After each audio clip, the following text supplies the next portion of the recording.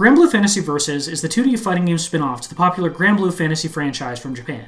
Now, I'm going to be completely honest with you guys and say that I don't have any interest in this type of spendy mobile game in general. You see tons come out every year in America whenever a new kids movie pops off, let alone these gacha games from Japan. Now, as someone that loves anime and JPEGs, I have this cool thing I can show you. It's called Google. You can find pictures of whatever you want, and you can collect them to your heart's content. And you can even gamify it too by rolling a dice to decide what JPEG you download next.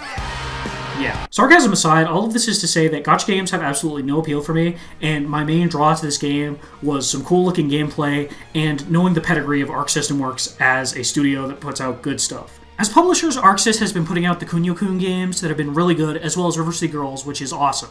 As developers, they've released Dragon Ball FighterZ, as well as the Guilty Gear and BlazBlue series. So a 2D fighter with anime-style visuals should be right up their alley. And for the most part, it is. It's a very fun, simplistic fighting game. However, the way that it's monetized makes the game fairly hard to recommend. By having a block button as well as a dedicated button for supers and grabs, Arc System Works effectively makes it easier for people who only have a passing knowledge of fighting games to get into 2D fighters. I see decisions like this as beneficial even amongst my own peer group, because we have some friends that enjoy fighting games a lot, and that's a lot of what we play. And then we have friends who play some fighting games, and we tend to default to specific titles, like Soul Calibur or Mortal Kombat. Granblue effectively makes a good intermediary step between something like Mortal Kombat and Street Fighter. And I know what you're thinking, like, is this intermediary step between these titles really necessary? Like, both are legacy 2D fighters that have a lot of respect and prestige. And while I agree with you, I have a friend that just cannot wrap his head around pressing back to block, and so I think the inclusion of things like just a holding down a button to block is really nice. Such as with every Arc System Works developed game recently, this game looks awesome. The character models are 3D, but they look 2D, and that's never not impressive to me. And although this game carries over a lot of the charm from Arc System Works' previous efforts, it also carries around some of the things that the company just isn't very good at. Namely, their creation of a compelling single-player mode for people that don't want to play online. And in a sense, this single-player mode is more ambitious than other things attempted by ArcSys in their fighting games. However, I don't really think it's compelling. It's competent, but not interesting, if that makes sense.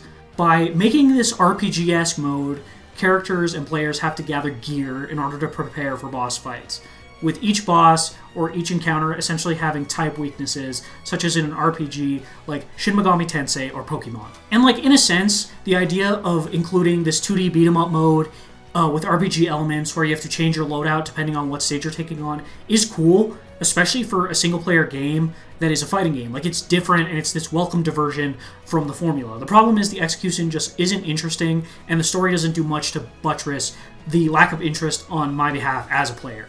Like, the story basically boils down to Gran and the crew arrive in a new location. There is a character familiar to the player due to franchise familiarity.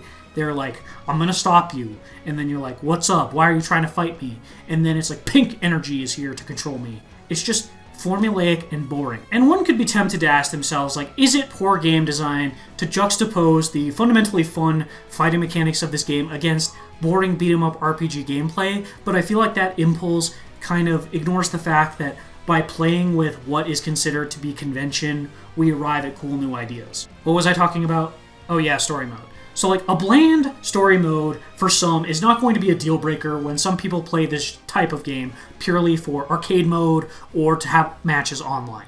And like, I get that. The problem is, though, is that it's hard to recommend this game due to the sheer amount of DLC and how much it costs. By buying both the season passes, you effectively double your roster, which is a very jagged pill to swallow. Which is made even worse due to the absence of a lot of things you can do outside of online RPG mode and arcade mode. Like, there's no score attack, survival, time attack, anything like that. So if you're comparing Granblue Fantasy Versus to other more feature-complete fighting games this generation, it's going to get completely smoked.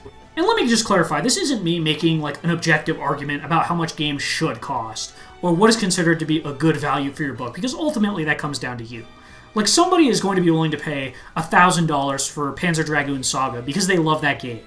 However, for me, that's completely insane. And I kind of feel the same way with Granblue Fantasy Versus, despite the price being nowhere near comparable to that. Like, I had a fun time with it, but I don't think I would have bought it at full retail if I had the power to go back in time. And it's funny because I wouldn't have felt ripped off by this game if I didn't play the RPG mode first. Like, I wanted to fully complete it before I made this video. However, I found myself becoming so bored and so just out of it that I ended up stopping and wanting to sell the game. Only after taking it out of the sale pile and putting it into my PlayStation to play through all of the arcade paths did I remember how much I actually enjoyed this game. And I feel like kind of kneecapping yourself is a poor way to make a good first impression. Like, you just gotta feel bad. Imagine not even being the most popular anime fighting game developed by Arc System Works with blue in the title. That's not a series of concentric circles that's very large.